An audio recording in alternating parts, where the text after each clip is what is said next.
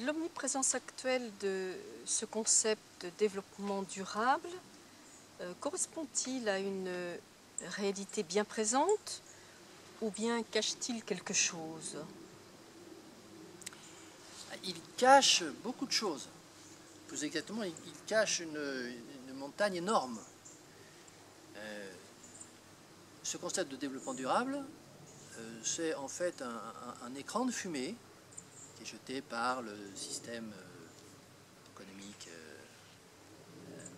mondial actuel pour masquer ses inquiétudes par rapport à sa propre durabilité. Le capitalisme mondial est inquiet pour sa survie. Inquiet, non pas parce qu'il y aurait des opposants politiques suffisamment forts aujourd'hui pour le contester, mais tout simplement parce que son carburant, sa sève, ce qui lui a permis de prendre son essor et arriver à ce stade aussi élevé qu'on peut constater aujourd'hui, c'est toujours ces fameuses ressources fossiles et également les ressources minérales. Confronté à la raréfaction inéluctable de ce carburant, de cette sève, tout naturellement, le système capitaliste mondial craint pour sa survie. Il ne peut pas le dire, il ne peut pas l'afficher, il ne peut pas même en faire un thème. D'autres déjà se chargent un peu de le faire. Et il a donc adopté ce concept de développement durable, qui pourtant n'est pas issu de sa chapelle, issu de la chapelle, nous l'avons vu tout à l'heure, opposée. Et il en a fait un leurre, un petit peu comme il l'a fait de l'écologiste. C'est le même, hein, c'est le même type de leurre que le leurre écologiste. C'est une déclinaison du leurre écologiste qui permet de canaliser les opposants et d'en faire des rouages, des pions utiles à son fonctionnement. Mais là, le développement durable, c'est pas un concept uniquement écologiste. Tout le monde l'utilise en politique. Voilà, alors, ça a été la grande réussite du capitalisme dominant, de prendre ce thème qui est un thème écologiste au départ et d'en faire une directive qu'il assume lui-même. Alors, sur quoi est-ce qu'il base ce concept pour le transformer, enfin, comment est-ce qu'il s'y prend pour transformer ce concept en activité capitalistique? On peut trouver trois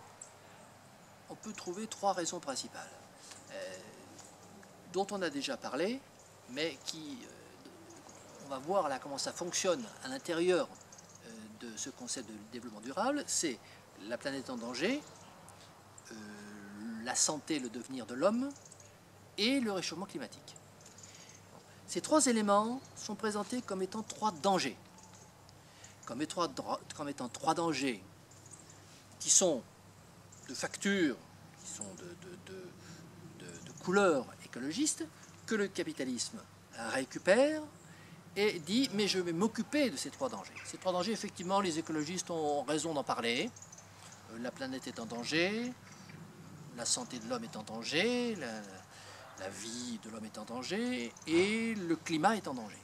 Donc, vous voyez, je suis moi aussi écologiste et j'intègre, je prends en compte ces trois dangers et je vais m'en occuper. Donc, vous voyez que je fais vraiment tout ce qu'il faut pour être un gentil.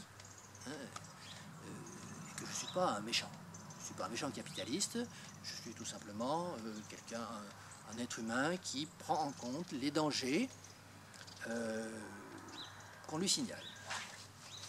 Alors, ces trois dangers, bien entendu, sont eux aussi des leurs.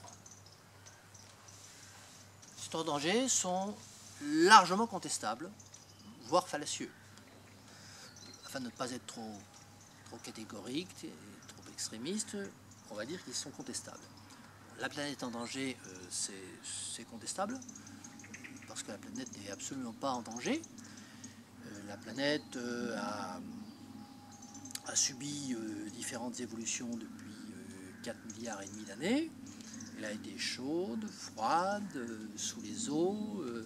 Il y a eu des éruptions volcaniques, il y a eu des continents qui se sont percutés. D'ailleurs, il est prévu que l'Afrique vienne bientôt percuter l'Europe. Et ce n'est pas par notre action industrielle que nous allons détruire la planète. Nous allons peut-être nous détruire, nous, dans nos cheminées ou dans nos fours industriels, mais la planète, de toute façon, quoi qu'on fasse, nous n'avons pas les moyens de la détruire. Donc, la planète en danger, le danger de la sauvegarde de la planète, c'est un élément extrêmement contestable. La santé. Deuxième danger, la santé de l'homme. La santé de l'homme qui, bien entendu, est mise en péril par l'agriculture industrielle, les usines, la pollution, etc. Bon, là aussi, c'est extrêmement contestable si on regarde bien en profondeur, puisque depuis, précisément, que la société industrielle s'est installée dans les grands pays, dans une minorité de grands pays, dans ces grands pays, l'espérance de vie a été multipliée par 3. Bon. Les grandes épidémies ont disparu, et les épidémies ou les pandémies qu'on constate actuellement sont à peu près maîtrisées. Donc, il est possible que la santé de l'homme soit mise en danger, mais en tout cas, pas par la société industrielle, pas par son développement, puisque les chiffres montrent que sa mise en place dans les principaux pays développés de la planète aboutit à un résultat inverse. Résultat inverse, et on constate aussi que dans les pays qui sont à développement durable, c'est-à-dire qui n'ont pas de croissance importante, l'espérance de vie, elle, n'a pas progressé dans les mêmes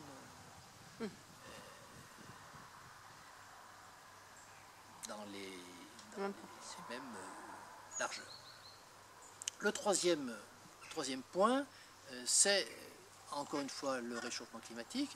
Le réchauffement climatique, sans revenir sur la justesse, la validité, la crédibilité des rapports du GIEC, on peut tout simplement se demander si ce réchauffement climatique qu'on nous prédit, et le dernier rapport du GIEC vient de sortir il y a à peine un mois, donc on a des chiffres qui sont actualisés, un réchauffement de 2 degrés d'ici la fin du siècle, avec une élévation du niveau des mers de 20 ou 30 cm, est-ce que c'est vraiment un danger? En tout cas, pour les pays tempérés, 2 degrés de plus, c'est plutôt bien, c'est plutôt bon pour l'agriculture, ça facilite la pousse des végétaux, c'est plutôt bien pour les économies d'énergie, moins de chauffage, et puis 20 ou 30 cm de plus au niveau des mers, ça veut dire que certains littorales vont être légèrement réduits, mais en tout cas globalement,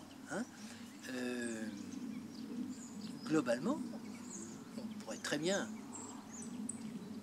penser, contrairement à le matraquage médiatique généralisé, que 2 degrés de plus, 2 ou 3 degrés de plus, même allons-y, soyons fous, d'ici la fin du siècle, beaucoup puissent être preneurs. Donc, on voit qu'en décortiquant ces 3 dangers, qui sont le socle du développement durable, bien,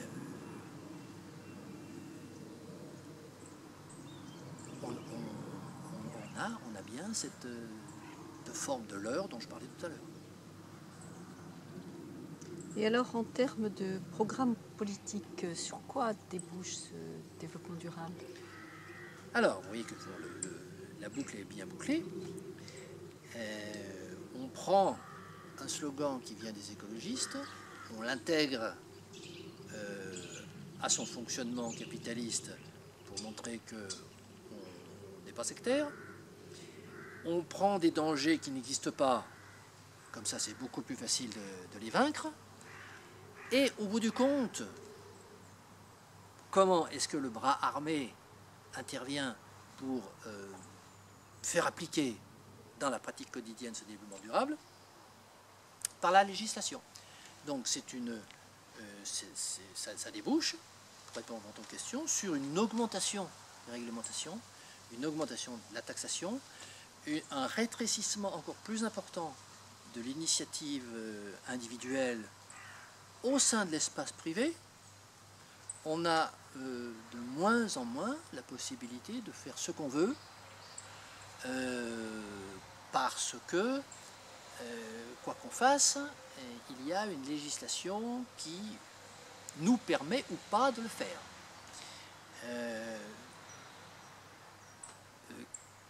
On arrive presque dans des zones qu'on pourrait qualifier d'insécurité juridique où nous ne sommes pas tranquilles parce que nous risquons d'enfreindre la loi tout simplement en mettant presque un pied devant l'autre.